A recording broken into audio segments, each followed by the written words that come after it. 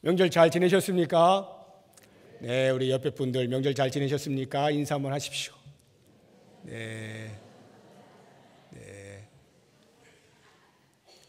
혹시라도 명절을 잘 못 지내신 분들은 마음이 좀 우울하시겠습니다만 옆에 분들 인사를 받으시고 다시 회복하시고 내년에 더 즐거운 명절을 기대하시면 좋겠습니다. 오늘 제가 여러분들과 함께 생각을 해볼 말씀은 우리의 삶에 있어서 가끔씩 찾아오는 그 딜레마에 대해서 생각을 해보려고 합니다. 딜레마라고 하면 어떤 문제가 발생했을 때 그것을 어떻게 이해해야 될지 모르겠다, 어떻게 문제를 해결해야 될지 모르겠다, 난감하다, 이런 것을 우리가 딜레마라고 할 수 있겠습니다. 이율배반적인 것 또는 모순적이라고 생각되는 것, 이런 것들이 전부 딜레마라고 할 수 있겠는데, 우리의 삶에서 우리의 경험을 통해서 아는 것처럼 삶이 언제나 순리대로 진행되지만은 않죠. 내가 원하는 대로 또는 상식을 따라서 언제나 모든 일이 일어나는 것이 아닙니다. 가끔씩은 전혀 예상치 못하게 불미스러운 일들이 일어나고 내가 원치 아니하는 일들이 일어나곤 하는 것입니다. 그럴 때 우리는 어떻게 해야 하는지 머리가 아플 때가 있죠. 오늘 이 본문의 말씀에는 솔로몬이 우리의 인생의 삶 가운데에서 나타나는 많은 딜레마 가운데 한 3가지 정도를 우리들에게 이야기해 주고 있어요. 그 딜레마가 찾아오게 될 때 과연 어떻게 극복할 수 있겠는가라고 하는 것들을 말씀을 통해서 우리가 같이 생각을 해보도록 하겠습니다. 가장 먼저 내가 원치 않는데 고난이 다가왔습니다. 그럴 때 과연 나는 어떻게 해야 되느냐 하는 부분을 생각을 해보겠습니다. 어느 누구도 인생이 고난을 원하는 사람은 없죠. 그렇기 때문에 원치 아니하는, 기다리지도 않는 그러한 고난이 내 삶 가운데 찾아오게 될 때 나는 어떻게 해야 할 것이냐. 우선 인생은 시계추와 같다라는 생각을 하시면 좋을 것 같아요. 시계추. 이 시계추가요, 이렇게 좌로 우로 이렇게 왔다 갔다 하지 않습니까? 그러면서 시계가 가는 거죠. 시계가 그 기능을 하는 것입니다. 만약에 이 진자의 추가 어느 한쪽으로 멈추어져 있으면 더 이상 시계라고 하지 않죠. 시계의 기능을 하지 못하는 것입니다. 우리 인생이 마치 그와 같다라는 생각을 하시면 좋겠어요. 무슨 말이냐 하면 우리의 삶 가운데 기쁨의 삶, 행복의 삶, 즐겁고 형통하는 삶, 잘 되는 일, 그런 것들이 있는가 하면 또 반대편에는 그렇지 아니하고 눈물을 흘려야 되고 고통스러워해야 되고 아파해야 되는 그런 고난의 때가 있을 수가 있는 것입니다. 그런데 이 두 개가 마치 진자의 운동을 하는 것처럼 왔다 갔다 하는 것이 인생이다. 시계추가 왔다 갔다 할 때 시계의 기능을 하는 것처럼 우리의 인생에서도 형통의 때와 고난의 때가 함께 왔다 갔다 할 때 그것을 전체 가리켜 인생이라, 이렇게 말한다는 것을 먼저 이해를 하시면 좋겠고, 그래서 형통의 때에는 두말할 것 없이 기뻐하시면 됩니다. 그거는 뭐 기뻐하십시오 라고 말을 할 필요가 없는 거죠. 누구나 다 일이 잘 풀릴 때는 저절로 웃음이 나오는 것이고 마음이 흐뭇해지게 마련이에요. 중요한 것은 그렇지 않을 때죠.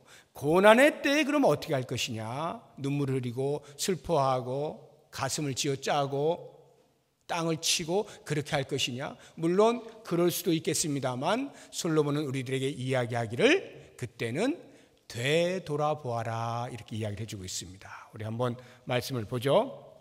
14절 우리 앞에 부분만 한번 읽어봅니다. 형통한 날에는 기뻐하고 곤고한 날에는 되돌아보아라, 이렇게 돼 있죠. 곤고한 날에는 되돌아보라, 생각을 해보라, 이런 말입니다. 이 두 가지, 인생을 결정지어주는 이 두 가지는 항상 같이 있습니다. 그런데 이 두 가지를 누가 이렇게 인생에 심어두었느냐? 하나님께서 심어두셨습니다. 다시 14절 방금 읽은 데서 그 뒷부분을 보시게 되면 이 두 가지를 하나님이 병행하게 하셨다라고 되어 있죠.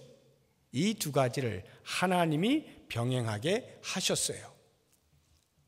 무슨 말이냐면 하나님께서 인생에 잘 되게 하는 때가 있는가 하면 고난을 받아야 할 때가 있도록 만들어 놓으셨다. 즉 하나님께서 때로는 무엇인가를 굽게 만들어 놓으실 때가 있다는 거예요. 그럴 때 우리들은 어떻게 하는가? 내 힘으로 그것을 곧게 펴려고 하면 안 된다 이 말이에요. 13절 말씀 같이 한번 보겠습니다. 13절 시작. 하나님께서 행하시는 일을 보라. 하나님께서 굽게 하신 것을 누가 능히 곧게 하겠느냐. 하나님이 고난을 주셨는데 내 인생에 고난이라는 없다. 나는 고난 가운데 있지 않을 거야 하고 그 고난으로부터 피하기 위하여 곧게 펴려고 하는 것은 오히려 어리석은 것이다 라고 말씀하는 것입니다. 신명기 1장에 보게 되면 이스라엘 백성들이 애굽에서 나와서 한 1년 동안 광야에 있고 그 시내산에서 율법을 받고 그리고 약속의 땅 가나안으로 올라가지요. 바로 밑에 있는 가데스 바네아라고 하는 곳에 머물러 있으면서 하나님께서 모세에게 명령하십니다. 자, 때가 됐다. 이제 가나안 땅으로 들어가거라. 내가 너희에게 약속의 땅으로 주었다. 들어가기만 하면 된다.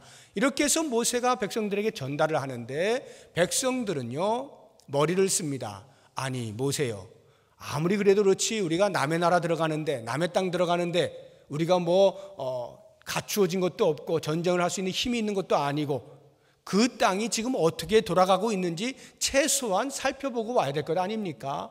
해가지고 그 말로 인하여서 12지파 중에 한 사람씩 대표를 뽑아 12명의 정탐꾼을 그 땅으로 보냅니다. 40일 동안 정탐을 하고 오게 하는데 12명 가운데 10명은 우리는 그들의 메뚜기입니다. 들어갔다가는 맞아 죽습니다. 이러고는 안 된다고 말을 한 반면에 여호수아와 갈렙 두 사람만큼은 아니다. 그들이 우리의 밥이다. 하나님께서 우리로 들어가라 하실 때는 능히 능력도 함께 주신 것이다 하고 들어가자라고 말을 하는데 10대 2니까 민주주의 다수결에 의해서 2명이 밀린 거예요.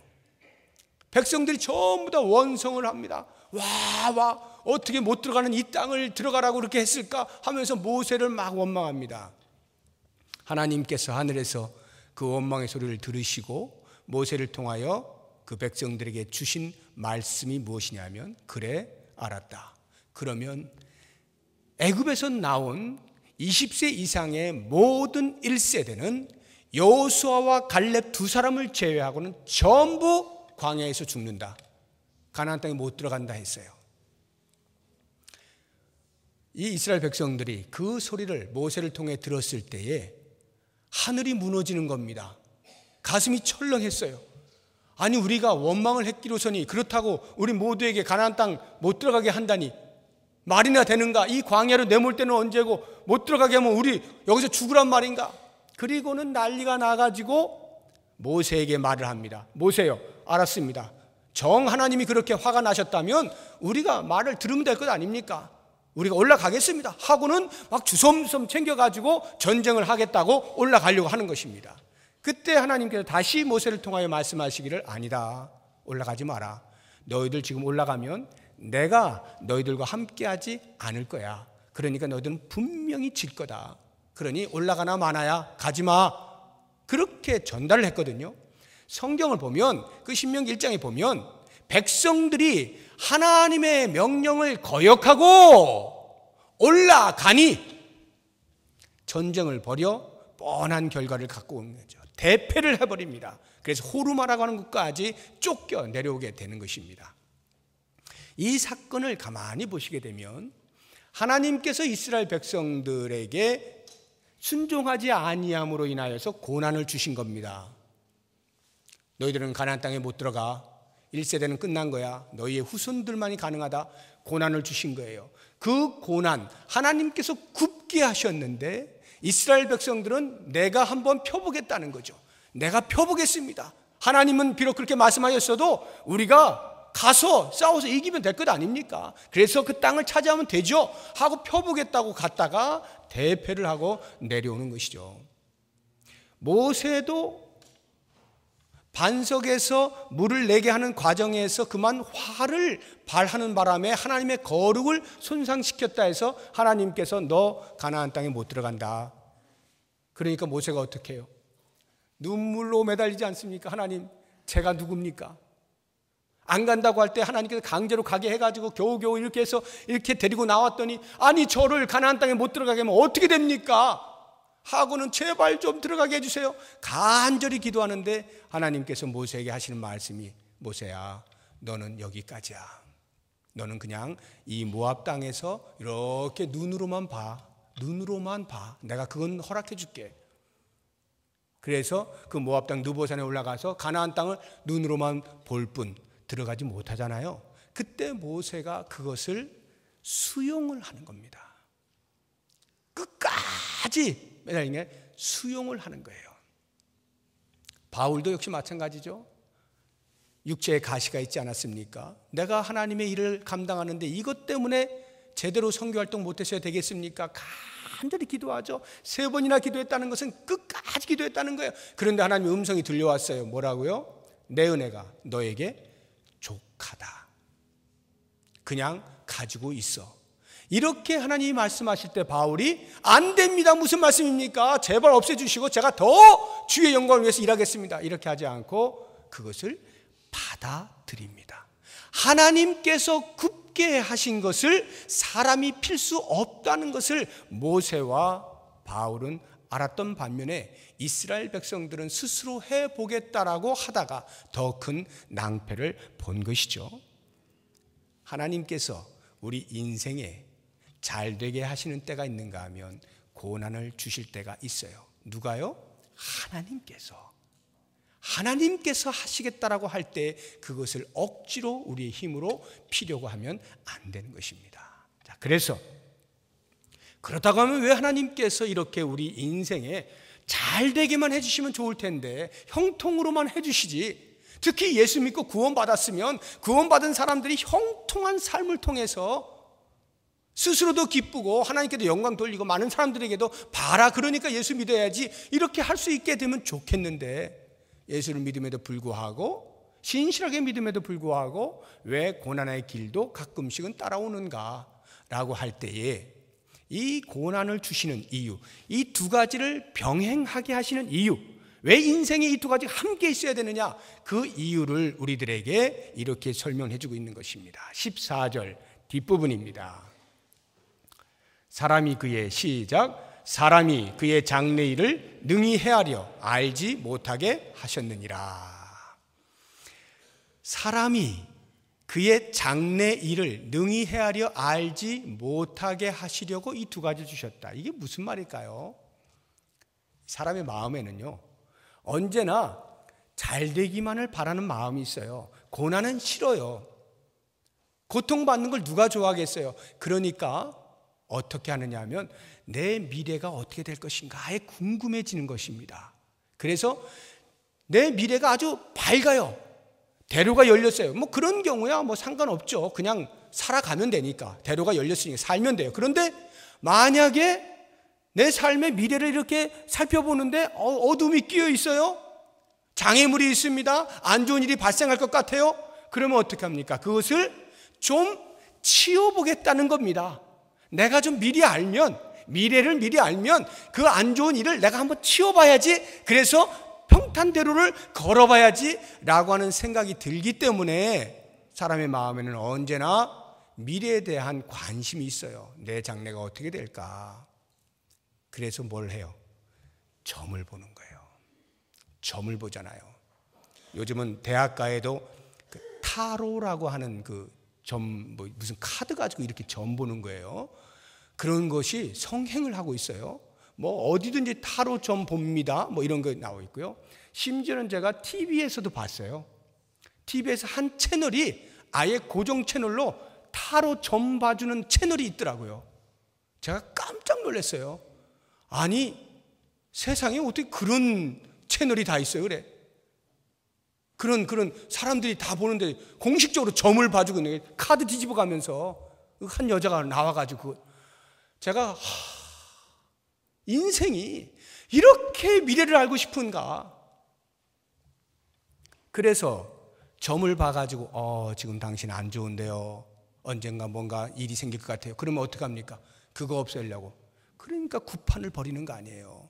구판도 조금 버리면 이게 잘 안 되니까 많이 크게 그렇게 해가지고 뭔가 내 앞길에 나쁜 기운이 싹 사라지도록. 그래서 구판 버리고 하는 거 아니에요.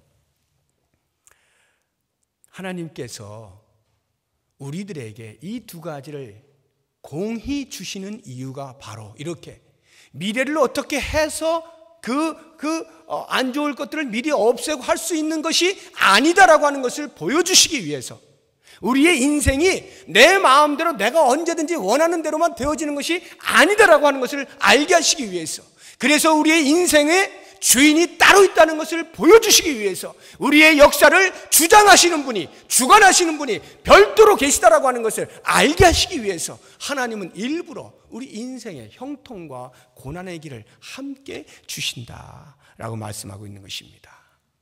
그러므로 우리들이 해야 할 일은 이렇게 원치 않는 고난의 시간을 가지게 될 때에 무엇보다 중요한 것은 하나님의 주권을 인정하는 것입니다. 하나님의 주권을 인정할 때 어떤 일이 벌어지느냐? 잘 되잖아요? 당연히 하나님이 주시는 은혜로 말미암는 기쁨이 생기죠. 그러니까 기뻐하고 웃을 수 있어요. 얼마나 자연스럽고 겸손하게 하나님의 은혜로 알고 감사하면서 기뻐할 수 있어요. 고난을 당하잖아요. 이것이 하나님의 주권 속에 있다라고 여겨지게 될 때 되돌아보게 되는 것입니다. 내 인생을 돌아봐요. 그래서 만약에 이 고난이 나의 죄로 말미암아 온 것이라고 한다면 그 죄가 무엇인지를 발견하고 죄로부터 떠나기 위하여 회개할 수 있는 기회로 삼기 때문에 그 고난의 시간이 나에게 유익이라 말하는 거예요. 고난의 시간도 내게 유익이 될 수 있는데 내가 죄로부터 떠날 수 있는 회개의 기회가 되기 때문입니다. 만약에 욥과 같이 영문 없이 까닭 없이 도무지 나에게서 이유를 찾을 수 없는 그러한 고난을 당한다라고 생각하시는 분들 계십니까? 욥처럼 그런 경우라고 한다면 그 고난이 왜 나에게 유익이냐? 그 고난을 이겨내는 과정을 통하여 정금처럼 내 신앙이 단단해지는 거예요. 나의 신앙이 성숙해지는 거예요. 그렇게 해서 하나님이 보시기에 참으로 순도 높은 그러한 믿음의 결정체로 나올 수 있기 때문에 그 고난의 여정이 나에게 유익이 되는 거예요. 만약 이 두 가지도 아니라고 한다면 혹시 또 고난을 받을 경우가 있겠습니까? 있습니다. 나하고 관계없이 많은 사람들에게 유익을 끼치게 하기 위해서 내게 고난이 다가올 수가 있어요. 나사로의 경우가 그렇습니다. 죽은 나사로. 무엇 때문에 죽었다는 것이 성경에 기록되어 있지 않죠. 그냥 죽었어요. 동생들이 울고불고 예수님께서 좀 일찍 오셨으면, 죽기 전에 오셨으면 고쳐주실 수 있으셨을 텐데 라고 하고 있는 그 상황에 예수님은 일부러 죽은 다음에 찾아가시잖아요. 4일이나 있다가 찾아가시잖아요. 그리고는 그 나사로를 명하여서 나오게 하지 않습니까? 굴에서. 그러면서 예수님이 하신 말씀이 이것은 하나님의 영광을 위하여 있는 일이다, 이렇게 말씀하셔요.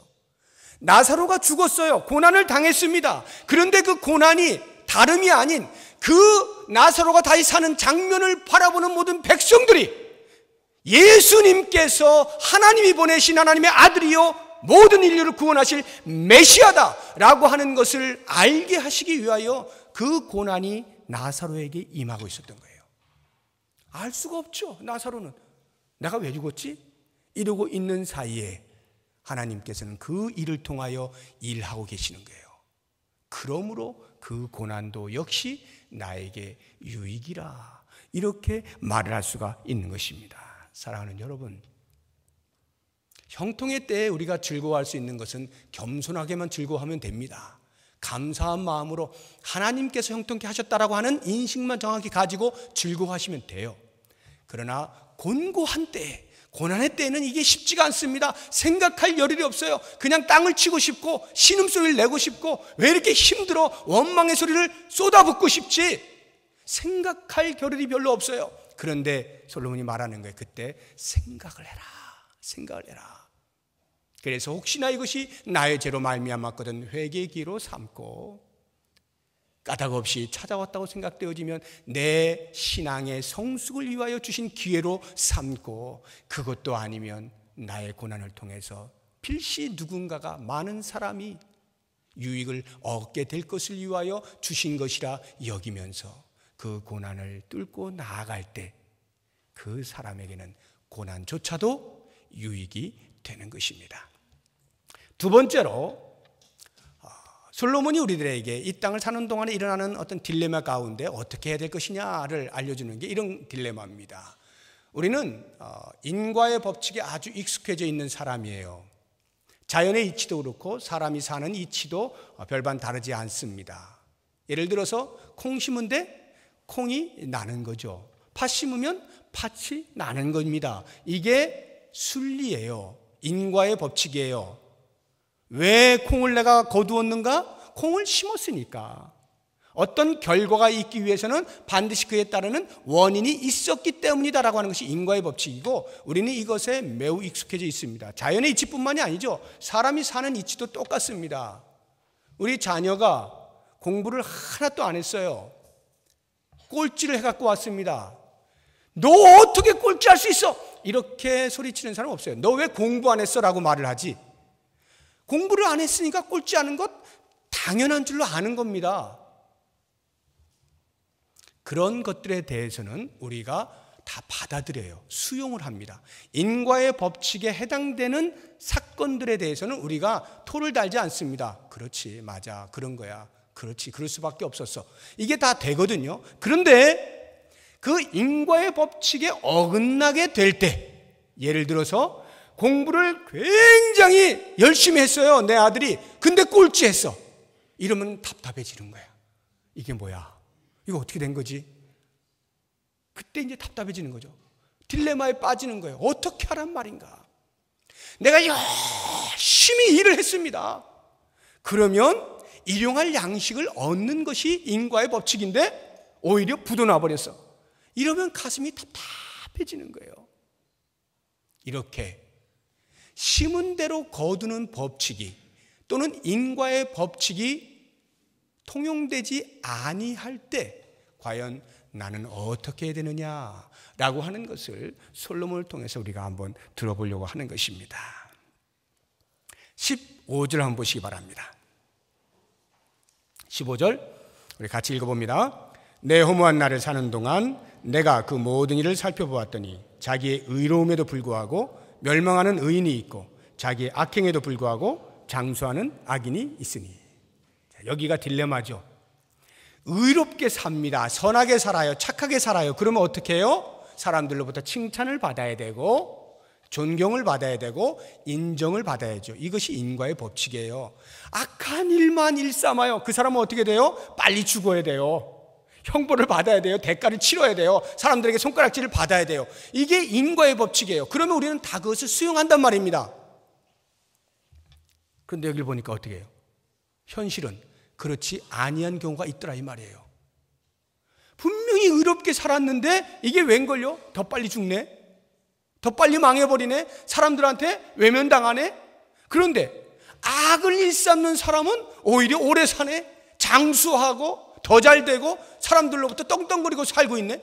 이러한 현실을 보게 될 때 이 딜레마 속에서 과연 이 모순을 우리가 어떻게 해결할 것인가? 나는 어떻게 되느냐라고 하는 부분입니다. 이 답에 대해서 솔로몬이 어떻게 대답하는가 한번 보시죠. 16절과 17절이 답인데요. 잘 보셔야 됩니다. 우리 16절 17절 같이 읽어봅니다. 지나치게 의인이 되지도 말며 지나치게 지혜자도 되지 말라. 어찌하여 스스로 패망하게 하겠느냐. 지나치게 악인이 되지도 말며 지나치게 우매한 자도 되지 말라. 어찌하여 기한 전에 죽으려고 하느냐. 자, 여러분 읽으시면서 어떤 생각이 드세요? 솔로몬이 지금 어떻게 지혜를 주고 있습니까? 이 15절하고 이렇게 이어서 생각을 해보면 마치 이렇게 말하는 것처럼 들리지 않습니까? 야, 얘들아, 여러분들이요, 뭐 이렇게 똑바로 살려고 해도 사실 빨리 죽을 때가 있어. 그냥 그 뭐 아무리 똑바로 살려고 해도 별 볼 일 없을 때가 있어. 차라리 그냥 뭐 악하게 막 사는데 저 잘 되는 거 많잖아. 그러니까 너무 의롭게 살려고 그러지 마. 너무 의롭게 살려고 그러지 마. 그래 봐야 뭐 그게 그거야. 이렇게 말하는 것처럼 보이지 않습니까? 또는 17절의 말씀, 지나치게 악인이 되지 말며 라고 하는 것은 악하게 살아도 잘 되는 그런 일이 있잖아. 그러니까 그냥 그렇게 사는데 그렇다고 너무 지나치게만 악하게 하지 마. 그건 사람들이 볼 때 좀 안 좋잖아. 그러니까 적당히 악한 일 하면서 살아도 괜찮아 라고 말을 하는 것처럼 보인다 이 말이에요. 마치 도덕적 중용을 지켜라, 회색지대를 갖추고 거기에 머물러 있다가 왼쪽 편에서 잘 되는 것 같으면 그쪽으로 달라붙고 오른쪽 편이 잘 되면 그쪽으로 또 달라붙고 왔다 갔다 할 수 있도록 언제든지 중용을 지키고 있어라, 이렇게 말하는 것 같아요. 나에게 어려움이 처해지지 않을 만큼의 적당한 처신을 잘해라, 이렇게 말하는 것 같단 말이죠. 적당주의를 말하고 있는 것 같아요. 그런데 솔로몬이 우리들에게 말하는 것은 정작 그런 의미가 아니에요. 여기 지나치게 의인이 되지 말고 지나치게 지혜자가 되지 말라라고 하는 말의 의미를 이제 한번 봅니다. 지나치게 의인이 되지 말라.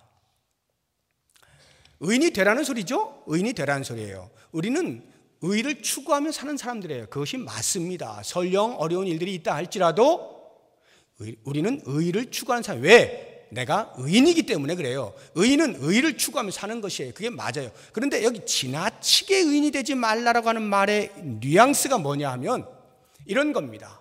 성경의 인물 가운데에서 의인 중에 일찍 죽은 사람들이 있어요. 아벨 같은 사람, 하나님 앞에 제사 똑바로 드리고 형한테 맞아 죽죠.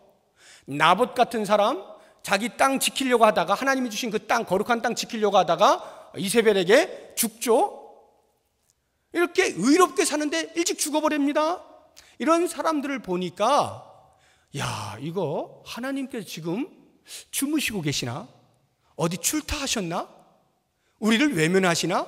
우리의 삶에 관심이 없으신가? 아니면 하나님이 안 계신 건 아니야? 왜 의롭게 사는데 이렇게 될까? 라고 생각을 하면서 그 하나님께서 보류해 놓으신 판단과 결정에 대해서 내가 하려고 하는 것입니다. 그래? 나봇이, 아벨이 그렇게 의롭게 살았는데도 하나님 모른 척 하셨단 말이지? 그냥 사라지게 하셨단 말이지? 알았어. 내가 그러면 아벨보다 한번 더 의롭게 살아봐야지. 내가 나봇보다 한번 더 의롭게 살아봐야지. 설령 하나님께서 내가 그렇게 의롭게 사는데도 신경 안 쓰시고 눈 감고 계신다 할지라도 내 의가 나 자신을 보호해 줄 수 있도록 한번 내가 의롭게 살아봐야지 하고는 자신의 의를 드러내는 것, 그래서 그 의에 대하여 스스로가 자기에게 보상을 하는 것.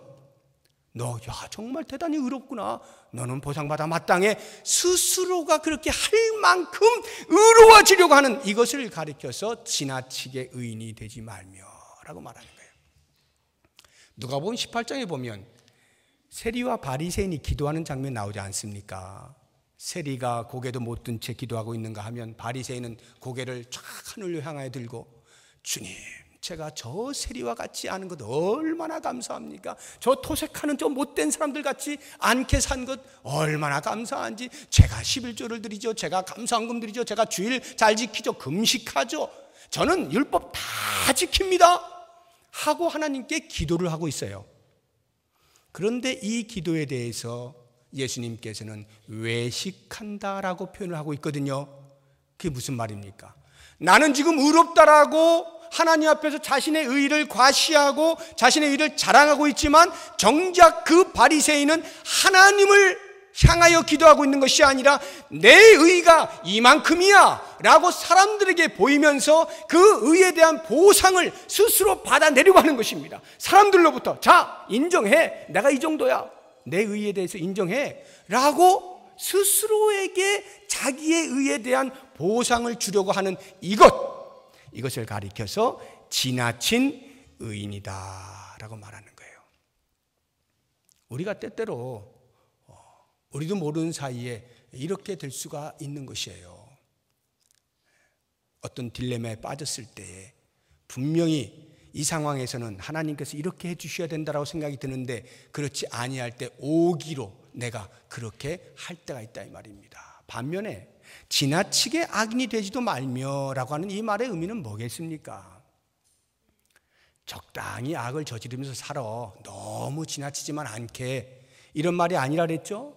그런 의미가 아닙니다. 우리는 어차피 그리스도 안에서 새로운 피조물을 거듭났다 할지라도 때때로 죄를 짓고 삽니다.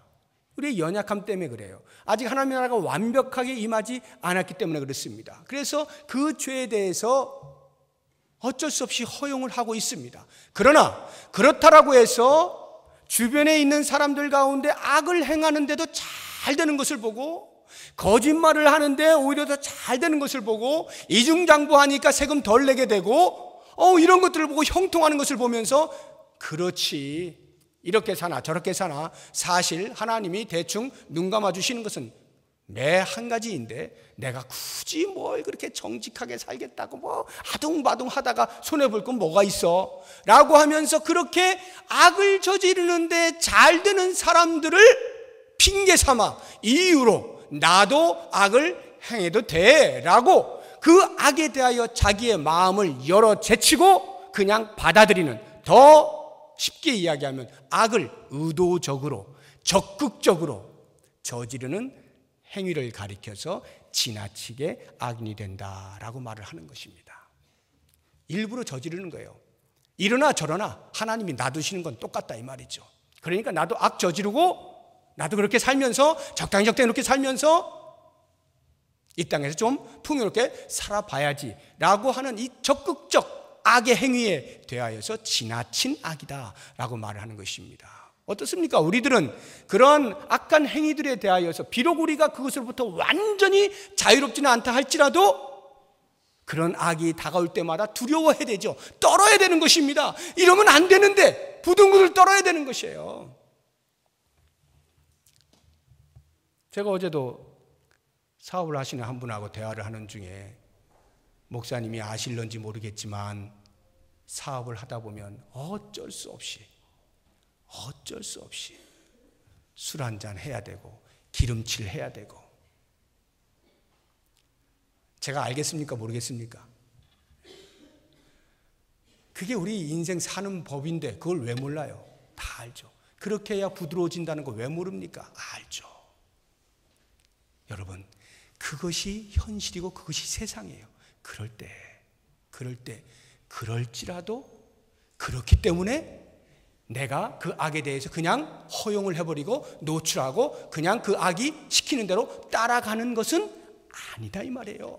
그건 지혜가 아니에요. 그렇게 사는 것은 성도의 삶이 아닙니다. 성도의 삶은 그러한 상황 속에서 어떻게 해서든지 그 악에서부터 나를 지켜내려고 몸부림을 치는 것이고 예수 그리스도를 의지하는 것이고, 주님이 힘을 주십시오. 내가 이 악한 것으로부터 이겨낼 수 있도록 힘을 주십시오. 이렇게 살면 내가 손해보고 이렇게 살면 사람들이 나를 무시하고 나를 왕따시키는데 내가 이래가지고 어떻게 사업을 합니까? 그럼에도 불구하고 주의 이름으로 살게 해주십시오. 몸부림을 치는 것, 이게 그러한 악한 세상 가운데에서 풀리지 아니한 딜레마 속에서 성도가 취해야 할 태도다라고 하는 것입니다. 우리가 어떻게 하면 이렇게 살 수 있는가? 솔로몬이 말을 합니다. 하나님을 경외하십시오라고 말을 합니다. 18절 한번 보십시오. 18절 우리 같이 읽어봅니다. 너는 이것도 잡으며 저것에서도 내 손을 놓지 아니하는 것이 좋으니 하나님을 경외하는 자는 이 모든 일에서 벗어날 것임이니라. 이와 같은 딜레마에서 벗어날 수 있는 길이 뭐냐? 하나님을 경외하는 것이다. 하나님을 경외하는 사람은요, 이런 딜레마가 다가오게 될 때 그렇게 흔들리지 않습니다. 그럴 수 있음에 대하여 허용을 합니다. 그게 무슨 말이냐면요, 의인이 의롭게 살았는데 별로 결과가 좋지 않아도 그럴 수 있다라고 받아들이는 것이 하나님을 경외하는 자의 넉넉함입니다. 악인이 잘 되고 있는데 그럴 수 있다라고 놔두는 것이 여호와를 경외하는 자의 넉넉함이에요. 무슨 말이냐? 하나님께서 다 알고 계신다 이 말이에요. 그러므로 나는 하나님을 경외하는 것으로 내 의를 내세워 하나님이 하실 일을 내가 한번 해보겠다라고 건방 떨지 않고 교만하지 아니하고 겸손히 의를 추구하겠노라. 이게 하나님을 경외하는 자이고, 비록 악이 성행하고 악한 자가 잘 되는 것을 본다 할지라도 하나님의 심판이 반드시 있는 것에 대하여 하나님을 신뢰하고 그 부분에 대하여서 나도 한번 그럼 그렇게 살아봐야지 라고 자기 자신을 놓지 말고, 줄을 놓지 말고 신앙의 자리를 잘 지켜내겠다라고 다짐하는 것이 하나님을 경외하는 자의 모습인 것입니다. 우리는 어떻게 살아야 되겠습니까? 이러한 딜레마 속에서, 딜레마이기 때문에 그냥 그대로 세상 흘러가는 대로 살아야 되겠습니까? 아니면 하나님을 경외하는 자로 이 세상을 통치하시는 하나님의 주권을 인정하고 하나님을 의지하며 살아야 되겠습니까? 여러분들이 스스로 답을 내리시기 바랍니다. 이제 마지막 세 번째로 솔로몬이 우리에게 주는 이 딜레마 속에서의 해야 할 일들, 어떤 딜레마가 있느냐 하면, 내가 전혀 잘못한 것이 없는 것 같아요. 내가 그런 소리를 들을 일을 한 것 같지 않은데 주변으로부터 말을 듣는 거예요. 비난의 말을 듣게 되어질 때 이거 딜레마죠. 어떻게 할까? 복수를 할까? 어떻게 할까? 이 고민이 되는 거예요. 이때 나는 어떻게 되느냐 하는 것을 솔로몬을 통해서 한번 보도록 하겠습니다. 우리는 많은 말들을 듣고 삽니다. 나에 대해서 수없이 많은 주변의 사람들이 이런 이야기 저런 이야기를 합니다. 어떤 말들은 참으로 중심을 가지고 충성스럽게 권면하는 말들이 있습니다. 충고하는 말이 있습니다. 훈계를 하고 아주 따끔하게 책망을 하고 하는 말들이 있어요. 진정성을 가지고. 그런가 하면 어떤 경우는 소문을 듣고 그냥 소문에 의해서 이런 말 저런 말을 가십을 하듯이, 그냥 수근수근거리듯이 그렇게 비난의 말들을 하는 경우도 있습니다. 수없이 많은 말들이 우리의 귀에 들려옵니다. 그때 내가 그 듣는 것을 어떻게 할 것이냐, 이 부분이에요. 사실 성경은요, 성경 전체의 이 말, 입, 혀, 이것에 대해서는 참으로 많은 교훈의 말씀들이 있어요. 입 조심해, 말 조심해, 혀를 바로 놀려야 돼. 이런 이 말에 대한 그 교훈은 굉장히 많이 있습니다. 그런데 오늘 말씀은 우리가 말하는 것에 대한 게 아니라 듣는 것에 대한 거예요. 별로 없어요. 성경에 몇 군데 없어요. 그 가운데 지금 한 군데입니다. 어떻게 들어야 될 것이냐. 사실 여러분들 생각해 보세요. 나는 듣는 훈련이 잘 돼 있다고 생각하십니까? 말하는 것은요, 하도 설교 시간에 말 조심하라고 하니까 그래도 신앙의 연륜이 있으면 무의식적으로 그런 생각이 나서 10마디 쏟아낼 거 한 9마디 하고 한 5마디 하고 이렇게 절제가 돼요. 그래도 이렇게 내공이 있기 때문에. 근데 듣는 것에 대해서는 훈련을 거의 해보신 적이 없을 거예요. 듣는 건 그냥 다 들어버려요. 그냥 다 들어요. 다 들어.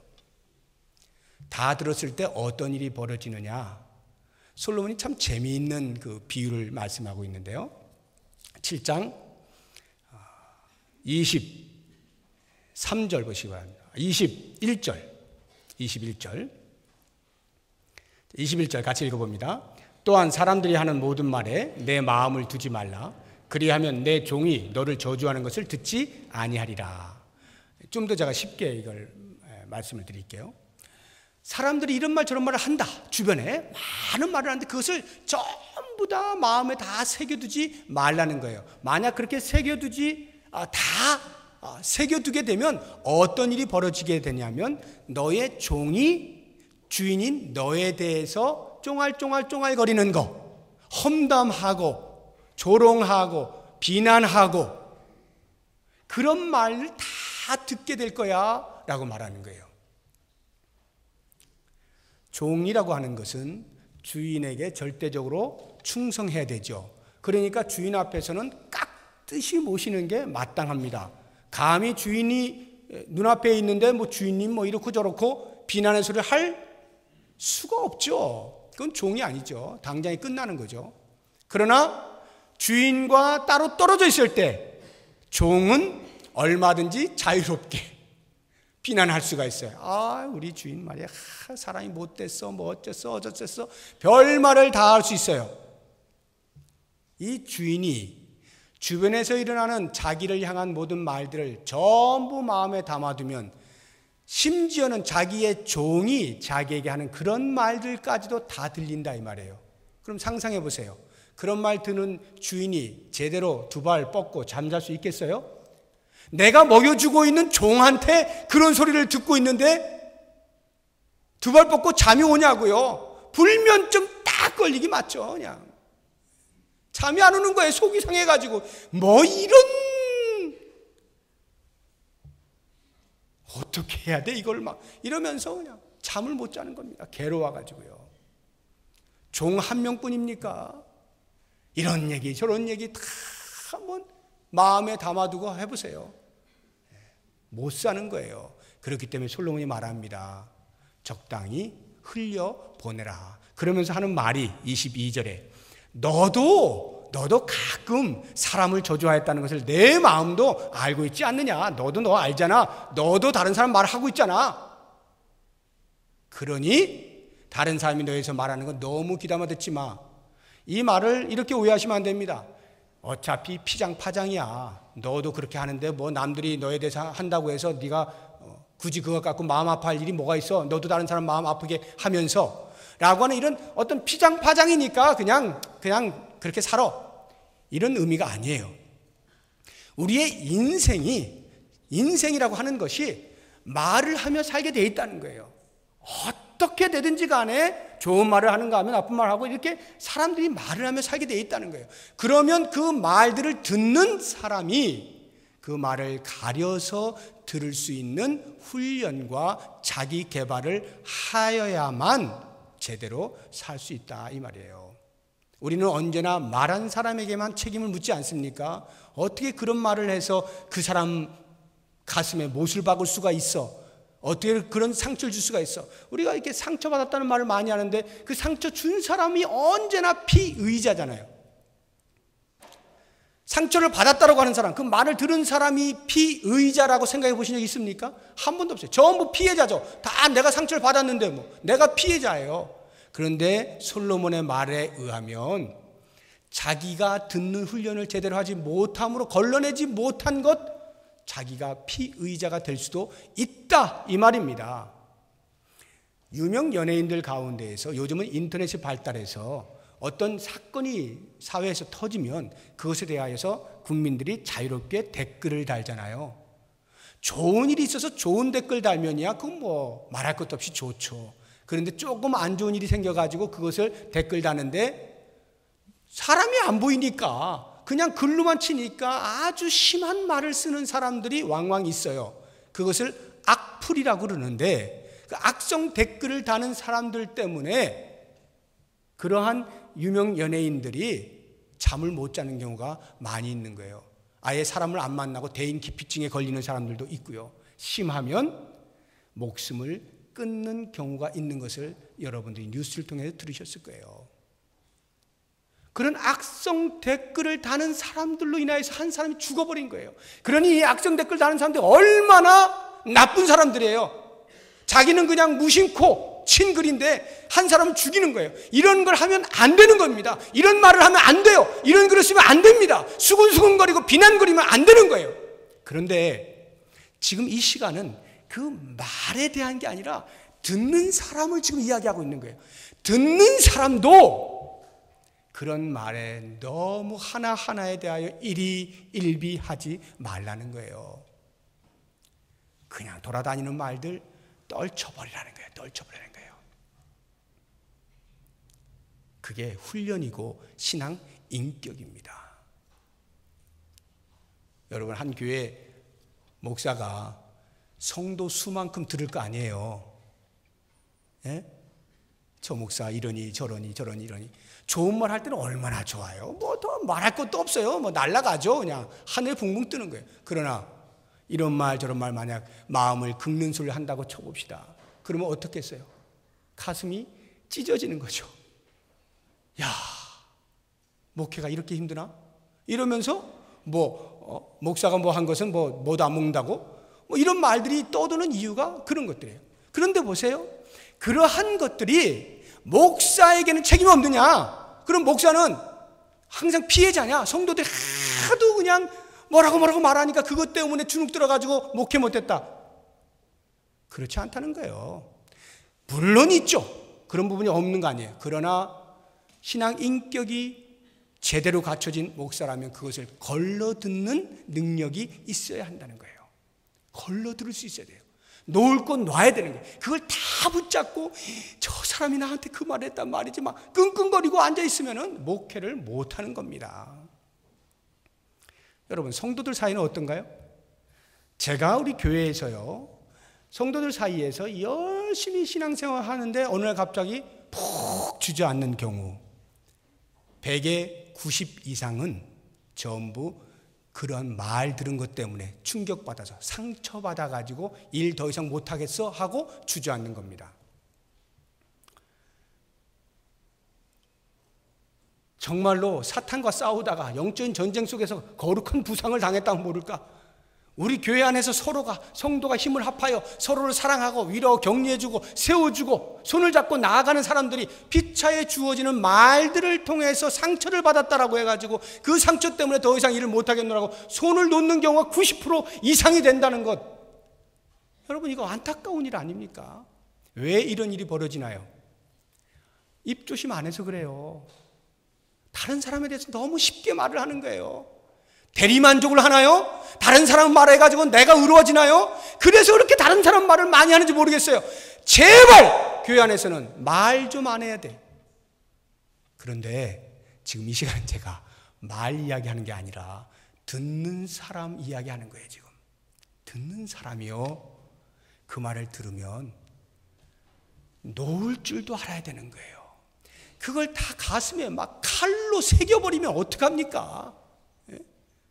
너 나에게 며칠 날 이 말 했지, 뭐 했지 한 달 전 거, 1년 전 거까지 다 새겨가면서 리스트 작성해 놓고 언젠가 그런 뭔가 일이 터지면 그거 꺼내가면서 복수할 겁니까? 그걸 다 새겨놓고 있으면 어떡해요?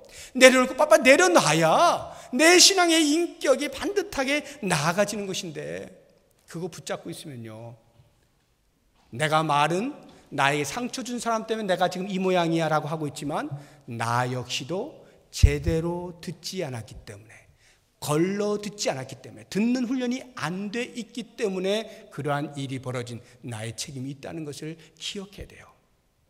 오늘 성경에 몇 번 없는 듣는 훈련에 대한 이야기를 솔로몬이 하고 있습니다. 사랑하는 여러분, 잘 들으십시오. 들을 것을 들으시고 걸을 것을 걸러버리세요. 그래야 하나님의 일을 건강하게 해낼 수 있고 사람을 미워하지 않을 수가 있어요. 그냥 때로 나에 대해서 어떤 말을 했다 할지라도 잊어버리면 다시 그 사람이 내 친구가 되고 내 편이 되는 것인데, 그걸 기억하고 앉아 있으면 영원히 적으로 사는 거예요.